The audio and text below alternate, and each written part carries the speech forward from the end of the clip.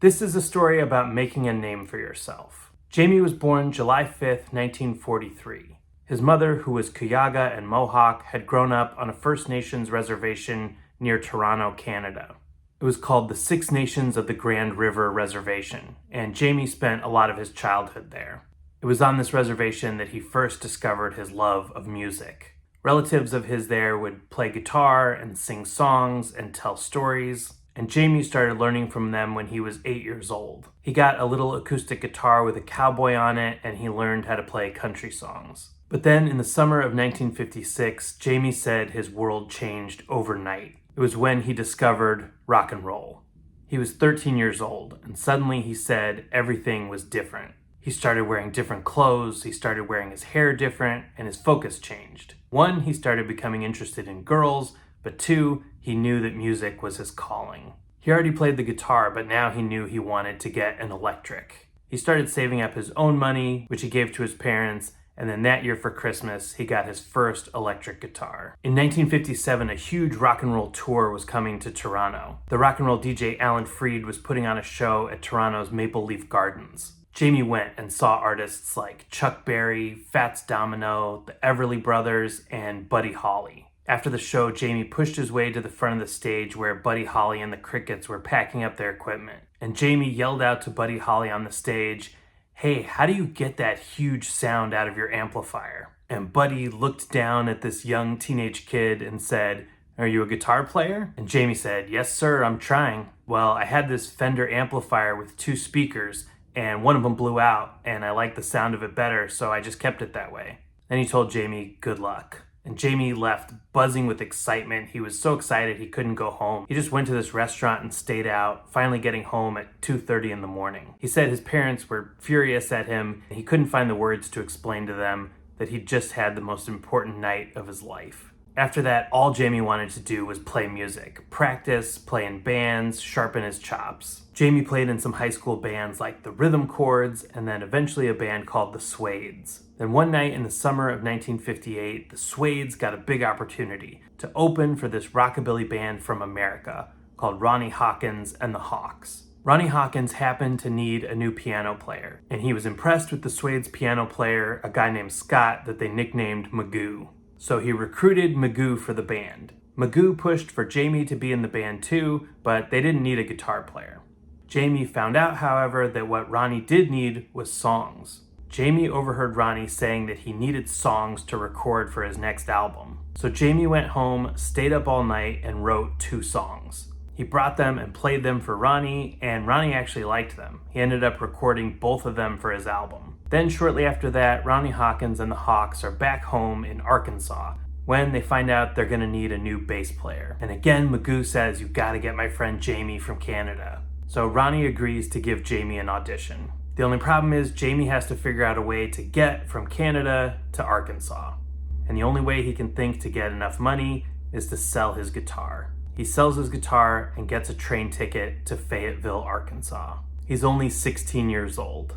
When he gets there, he meets the rest of the band. He already knows Magoo, of course, but some of the other members of the band are pretty standoffish. But the one guy he does become friends with is the Hawks drummer, this guy named Mark, who was only a couple years older than Jaime, but already seemed like a music industry veteran. Mark was from Arkansas, so he started showing Jaime around, and the two became friends. Eventually, Jaime and Mark would become like brothers. Jaime passed the audition and became the Hawks' newest bass player. The only problem was he didn't actually know how to play the bass, so he started learning. He started soaking up the musical history of the American South, where most of his rock and roll heroes had been born. After his first week with the Hawks, he got his first paycheck, and he went to a record store in Memphis called Home of the Blues. And he spent basically his entire first paycheck on records. Muddy Waters, B.B. King, Roy Orbison, Howlin' Wolf, Ray Charles, Mahalia Jackson. He said he was going to music school. He took these records back home and every night would fall asleep playing along to them. There was a lot of turnover in Ronnie Hawkins' band, so before too long there was an opening for a guitar player. Ronnie told Jaime, "You're moving over to guitar." That was what Jaime really wanted to play, but he was kind of mad because he had just figured out how to play the bass. But now with Jaime on guitar and Mark on drums, the band was really starting to come together. Ronnie Hawkins was starting to prove to be more successful in Canada than he was in America, so eventually he moved there, and he also started picking up new members of his band from the Canadian music scene. He took the leader of another one of his opening bands and put him on bass, a guy named Rick Danko. Magoo actually realized that the band was not for him and he left. Eventually the piano player was a guy named Richard Manuel. Then they also got this organist who was a multi-instrumentalist named Garth Hudson. By 1964, this backing band, the Hawks, with Jaime, Mark, Rick, Garth, and Richard, was so good that they were starting to outgrow their leader, Ronnie Hawkins. The band wanted to start moving in a different musical direction, there were disputes over pay, and there was some pushback against Ronnie's leadership. Ronnie was clear that the band was a dictatorship, and he was the leader. He decided that he didn't like bassist Rick Danko's girlfriend and banned her from coming to their shows. This really angered Mark, who was the only original member of the Hawks left and was the leader of the backing band. So when Rick's girlfriend did show up to a show and Ronnie said he was going to fire Rick, the Hawks all banded together and decided they were leaving Ronnie Hawkins. The backing band was now on their own. Now the band became more of a democracy. Even though Mark was sort of their leader, the band all shared responsibilities. Mark, Rich, and Richard were all lead singers of the band. Jaime wrote most of the songs. The band was tight and could play basically any style of music. It was clear that they were one of the best touring and live bands around. But that wasn't translating into success in terms of having hit songs. They did do some recording, both as the Hawks and as the Canadian Squires, but they didn't really get their big break until they were asked to be a backup band again. But this time it was for one of the biggest artists in the world. The guys had this old friend from Canada named Mary Martin who had come to lots of their shows in Toronto. And in 1963, Mary had moved to New York City and had gotten a job as a receptionist for this music manager named Albert Grossman. And in August of 1965, Albert Grossman was looking for a band to support one of the artists that he managed. And that's when the guys from the Hawks met Bob Dylan.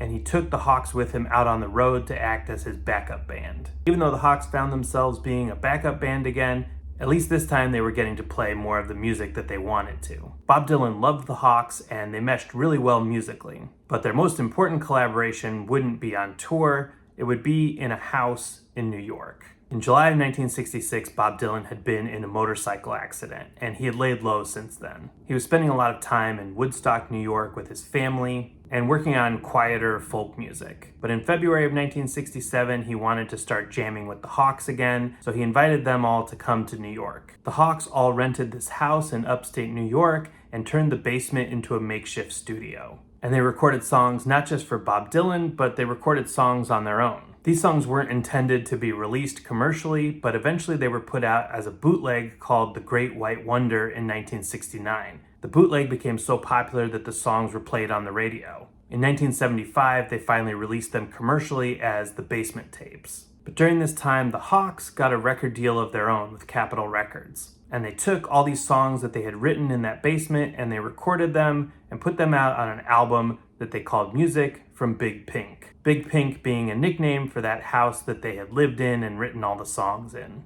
And now they just needed a name. They'd come a long way from being Ronnie Hawkins' backup band. They didn't really feel like the Hawks anymore. They didn't even feel like Levon and the Hawks. Levon was what their drummer Mark went by. It was a version of his middle name. They definitely didn't feel like the Canadian Squires. So finally, Garth, Richard, Rick, Levon, and Jaime Royal Robertson, who was better known by the nickname based on his last name, Robbie Robertson, took on a name that had always been what people had called them, that Dylan had called them. They were just the band.